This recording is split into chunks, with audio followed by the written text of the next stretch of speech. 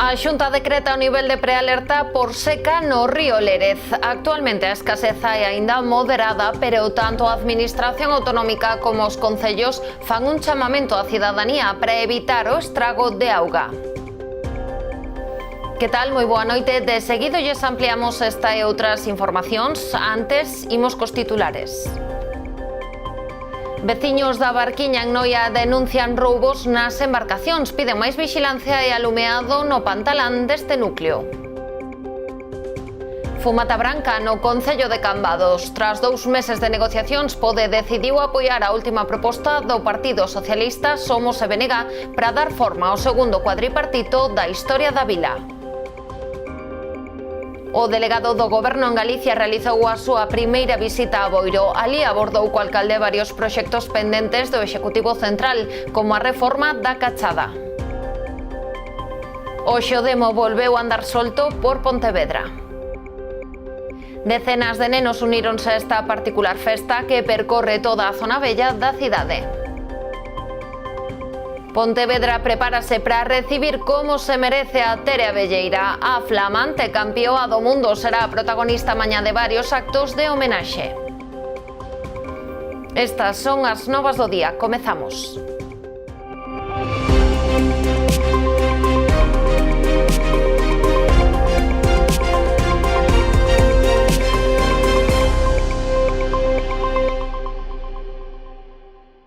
Volven saltar as alarmas pola situación do Lérez. A Xunta de Galicia decretou esta mañá a prealerta por seca neste río. Trátase polo de momento dun aviso por escaseza moderada de auga, que suporá seguimento intensivo dos niveis do río e dos encoros.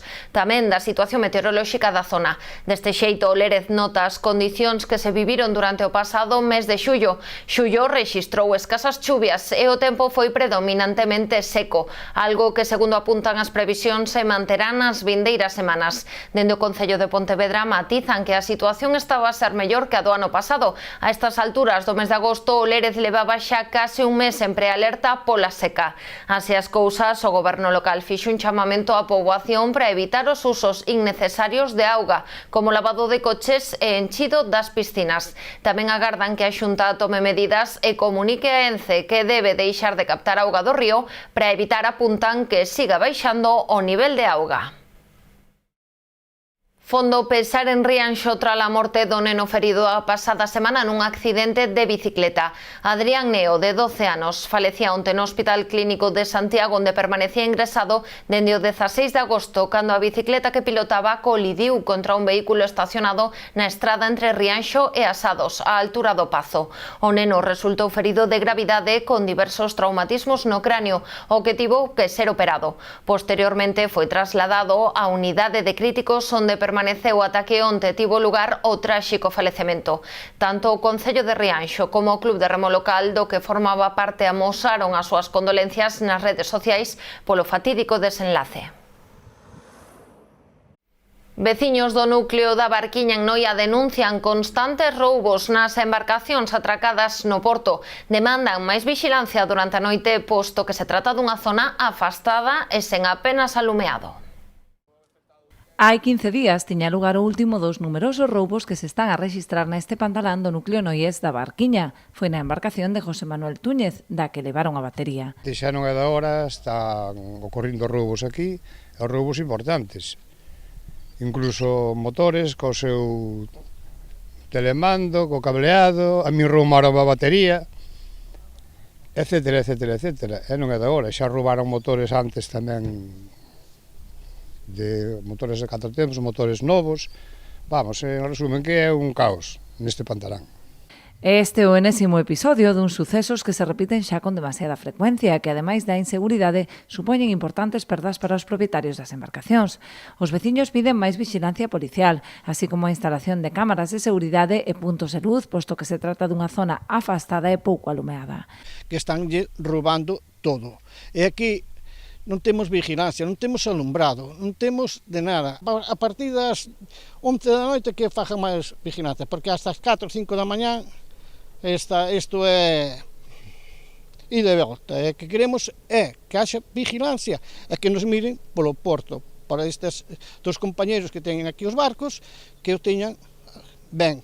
Nas súas demandas contan co apoio do BNG, que trasladará este problema ao resto da corporación para demandar máis seguridade ante portos e incrementar a presenza policial en quendas nocturnas como medida disuasoria. Vai haber un proceso para que haxa, creo que 2 prazas máis de policía local. O que entendemos é que iso, pois hai que intentar que este proceso aceleralo o máis posible, pero sobre todo pois tamén coordinarse co resto das forzas da orde. É moi necesario pois que haxa pois como din os veciños e as veciñas, non, que os axentes pasen o máximo posible para facer esa labor de disuasión. Lembran os nacionalistas que nos últimos meses xa se teñen rexistrado problemas de inseguridade noutros puntos do municipio, coa vaga de roubos en locais hostaleiros e mesmo no interior de algunhas vivendas.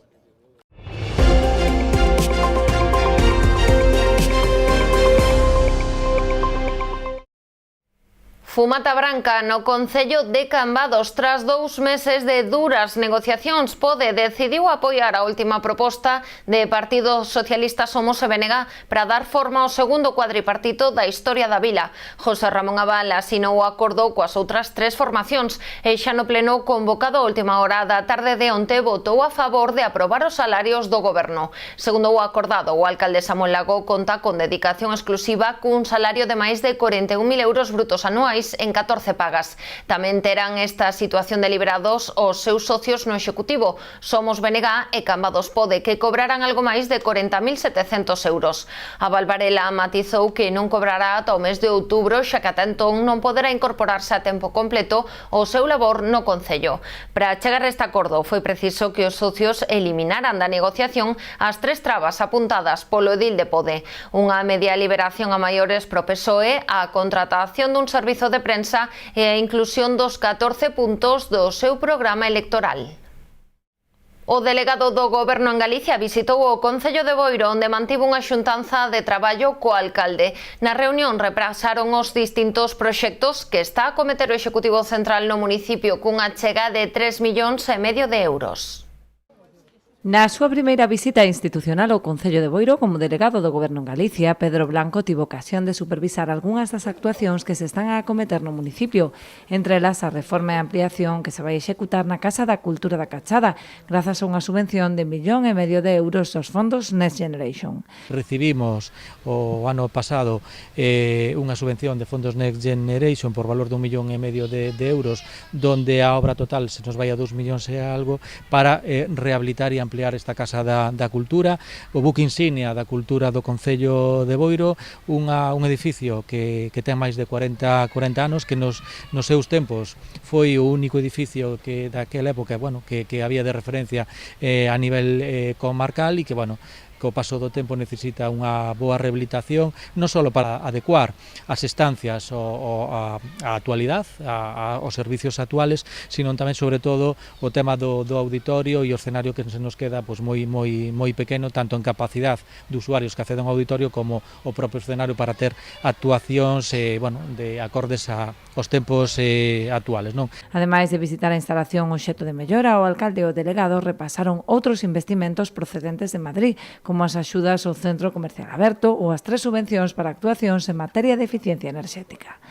E falamos de que inversións por máis de 3,5 millóns de euros. Non só a Casa da Cultura, que estamos vendo hoxe, estamos verificando como van os traballos e como van a empezar. O propio alcalde nos falaba de que a próxima semana empezaremos, como suele dicir, co traballo xa de efectivo, pero tamén subvencións ou axudas que se dan ao Concello de Boiro para a eficiencia enerxética, para a renovación dos puntos de luz a través de uns sistemas moito máis eficientes enerxéticamente e, dende logo, que supoñen un aforro aos custos cos que se ten que enfrentar anualmente o propio Concello, ou as axudas que se deron para o Centro Comercial Aberto. Na xuntanza de traballo abordaron tamén a inclusión de Boiro no Plan de Sustentabilidade Turística Barbanzarousa, que contempla a creación de roteiros personalizados e melloras en infraestructuras turísticas, que no caso de Boiro concretarase na creación dun museo da conserva.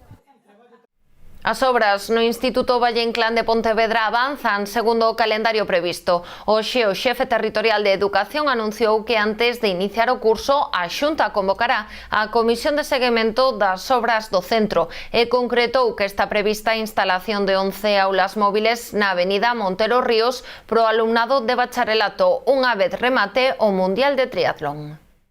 A obra, podo dicirte, a día de hoxe que vai según o ritmo que nos habíamos marcado, os plazos, xa se fixeron as demolicións abaixo e ora están a parte de arriba dos vestuarios. Con respecto das aulas que se van a colocar no exterior, xa están buscados os modelos, xa temos os modelos que van a ser uns modelos de super confortabilidade para todo o alumnado, e agora que o estamos esperando, evidentemente, é que pase o triatlón que se vai a celebrar nesta 23 ou 24 de setembro, e a partir de aí pois xa empezaríanse a montar as aulas prefabricadas que temos aí. A Xunta de Galicia aposta pola enerxía solar nos centros educativos. Hoxe o conselleiro Román Rodríguez anunciou que o Goberno autonómico puxo en marcha a licitación da instalación de placas solares en 61 centros de todo o territorio, unha intervención que conta cun orzamento de 1,7 millóns de euros. En Pontevedra terán este equipamento os institutos A Xunqueira e Torrente Ballester e o Colexio da Xunqueira. Os institutos A Xunqueira e Torrente Ballester e o Colexio da Xunqueira son os 3 centros de Pontevedra que contarán con placas solares. Así o anunciou esta mañá o conselleiro de Educación. Que van ser unha instalación de 100 metros cuadrados de placas fotovoltaicas que van orientar fundamentalmente a reducir os consumos enerxéticos.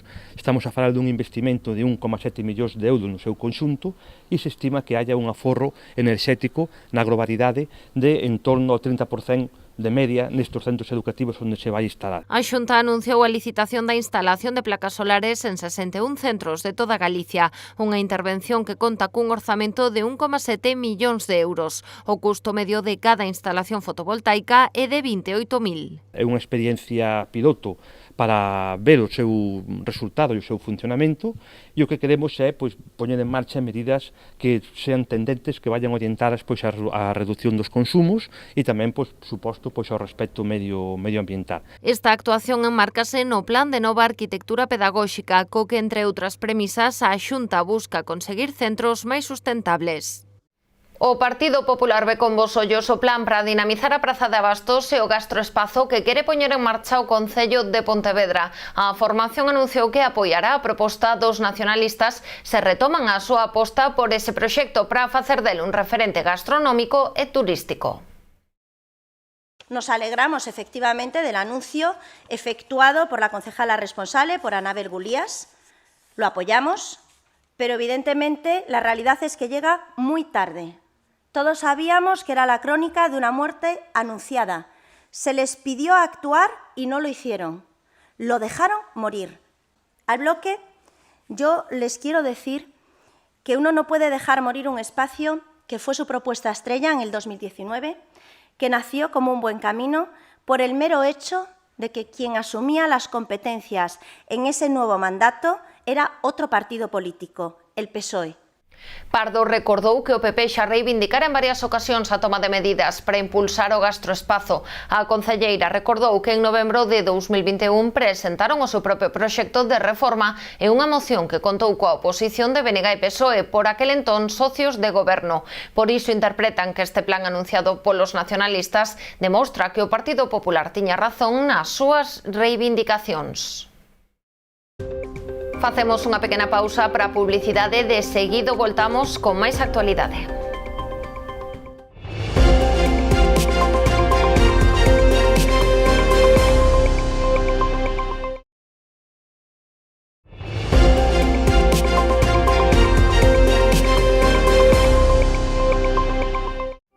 A Fundación Ría e a Xunta de Galicia están a desenvolver actos de participación cidadá sobre a humanización da estrada a C305, seu paso polos concellos de Boiro e Ribeira. Onte tiña lugar unha xuntanza veciñal en Escarabote e esta mañá na Escola Náutico-Pesqueira de Ribeira. Ademais de coñecer o resultado do estudo levado a cabo pola Fundación, os asistentes puideron realizar as súas suxestións. O proxecto que está a desenvolver a Fundación Ría co financiamento da Consellería de Infraestructuras infraestruturas ten por obxectivo mellorar a seguridade e favorecer a integración da estrada comarcal ao seu paso polos núcleos de Taragoña, Boiro, Escarabote, A Pobra e Palmeira. A sede da Asociación TDAH Salnés en Vilagarcía recibiu esta mañá visita da directora xeral de Persoas con Discapacidade. Begoña Beijón interesouse polas necesidades do colectivo, co que a Xunta mantén aberta unha liña de colaboración. Dende a asociación aproveitaron a visita para trasladarlle as súas demandas. Hoxe estamos aquí na Asociación de TDAH Salnés para coñecer todo o labor que fai esta entidade, que é un referente en toda a comarca para as persoas con TDAH. Queremos coñecer as súas necesidades para poder seguir colaborando e darlle todo o apoio da Administración, como non podría ser de outro xeito. A asociación dende o inicio, alá no ano 2015, o que quiso sempre foi dar a coñecer de que este colectivo ten unhas necesidades non solamente educativas, sino tamén laborales, tamén sociales, tamén sanitarias. Non pode ser que un rapaz teña unha visita de 20 minutos ca psicóloga, ca psicoterapeuta dos Sergas, porque non pode acceder aos privados, que os privados costan.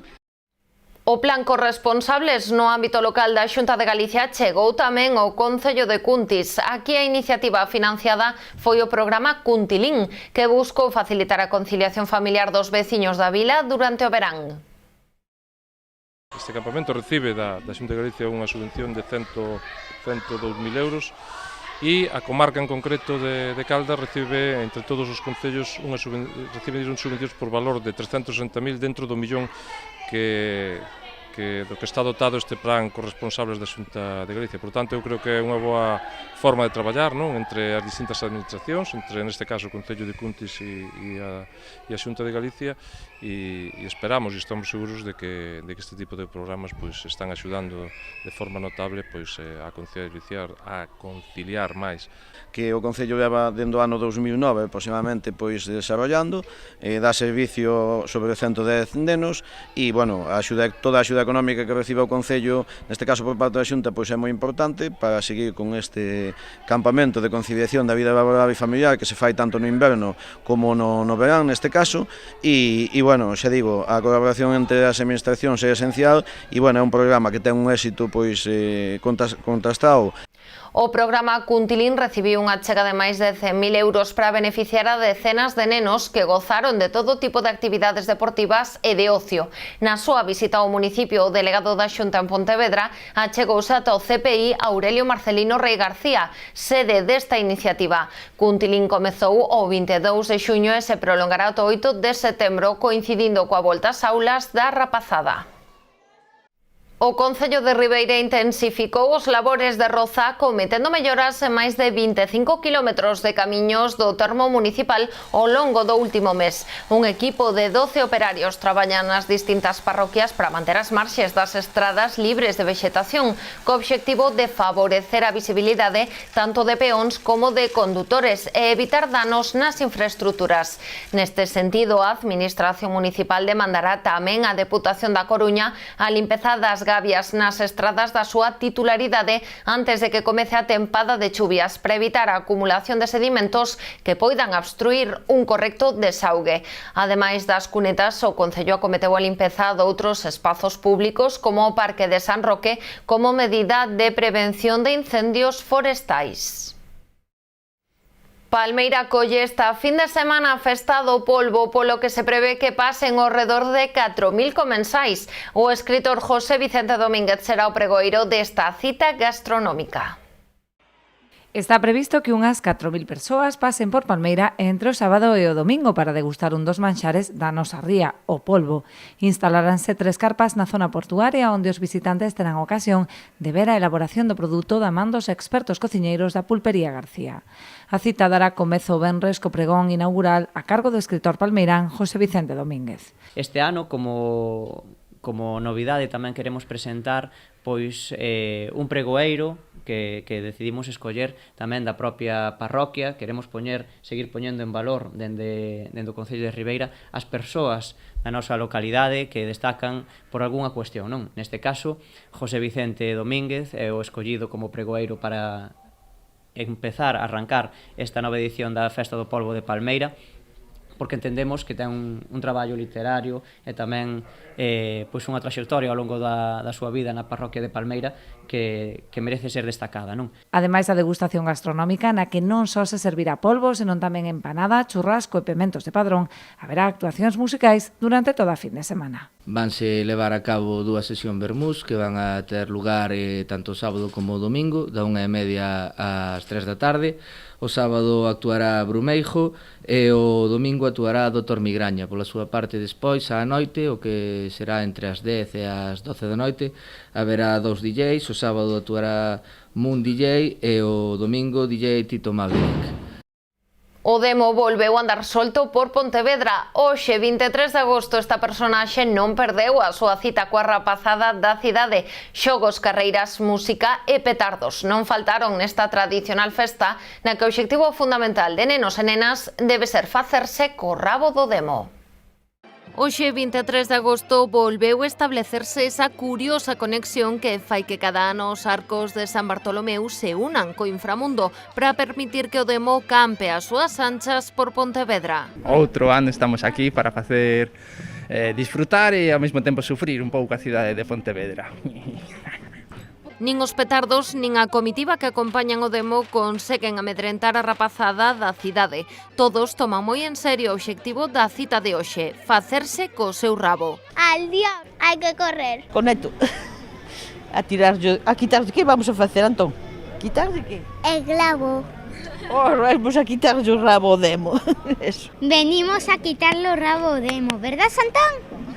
Pois algúns vimos disfrazados, xogamos e tiramos os petardos, só diversión. Con xogos, carreiras e música, nenos, familiares e esbirros do Demo e el mesmo forman un curioso grupo que acaba percorrendo o casco histórico da cidade, nunha festa que foi recuperada no 2001 e que cada vez son máis os que se animan a gozala. Os cativos de Pontevedra son bravos, e non só de Pontevedra, que ven de moitos lados. Esta festa vai collendo fama, vai collendo forza e de repente pois temos aí unha tropa ben armada con tridentes tamén. Este non é o único, senón que veñen moitos con tridente e aquí están, con ganas de xogar. Este ano o Demo fixo tamén parada no centro de día Saraiva Senior, levando un pouco da súa música e das súas falcatruadas aos maiores de Pontevedra.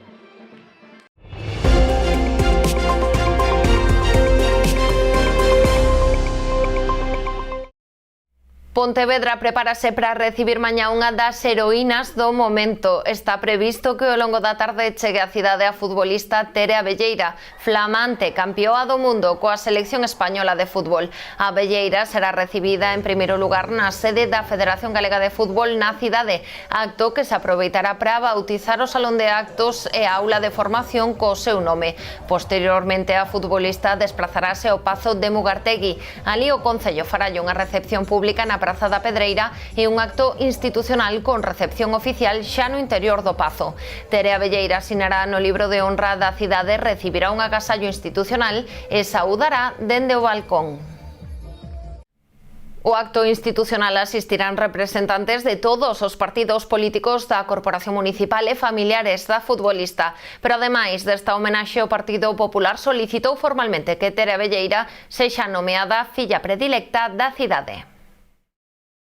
Tener una mujer pontevedresa que sea campeona del mundo, ¿no?, de la selección femenina de fútbol, como vosotros comprenderéis, pues vamos, es un orgullo enorme y apoyaremos cualquier propuesta en positivo que se haga con respecto a esta jugadora, a Tere Abelleira, a la que desde aquí, desde luego, le traslado nuestras más sinceras felicitaciones, enhorabuena, siempre ha llevado el nombre de Pontevedra por bandera y estamos totalmente encantados. Ata aquí chegou a edición das novas do día de hoxe, 23 de agosto. Nos voltamos mañá con máis actualidade. Sexan felices.